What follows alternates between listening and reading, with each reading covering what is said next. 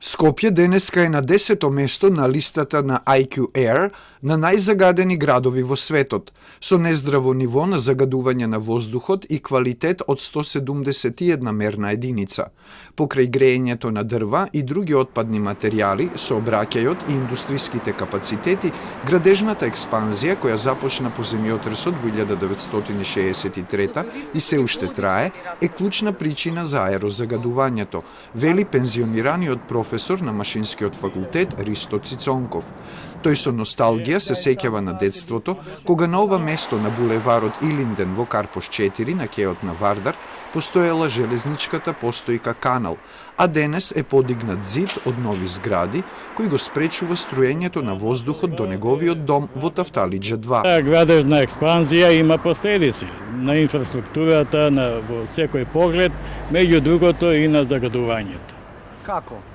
Затоа што се направија многу згради, големи згради, без некој ред, би рекол, направени се џидови во одредени делови на градот и струењето на воздухот е редуцирано. Оние ветрови ги нема веќе во Скопје како порано. Така. На загадувањето на воздухот влијае и специфичната местоположба. Големите згради и блокови се сместени во вдлабнатини и долини, па со инверзијата на воздухот го задржуваат студенилото и токсичните честички кои долго се задржуваат и го прават екстремното загадување, вели архитектката Даница Павловска.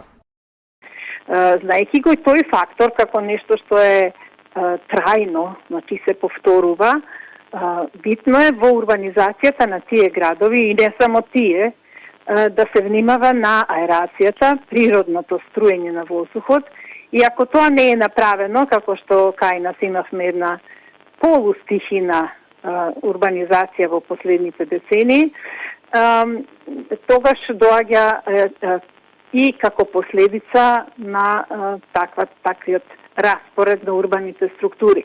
Проблемот со загадувањето делумно ќе се реши доколку се стопира носењето на нови дупови, а градежните компании да го преусмерат бизнисот од објекти за домување, вели Цицонков. Нека прават, да кажеме, станови во други градови, нека прават патишта, мостови, нека има отворен бизнис, е многу актуелно сега да се стават топлински изолации на зградите. Тој бара и промена на начинот на анкетирање на граѓаните за секој дуп, со достава на домашна адреса на анкетниот лист.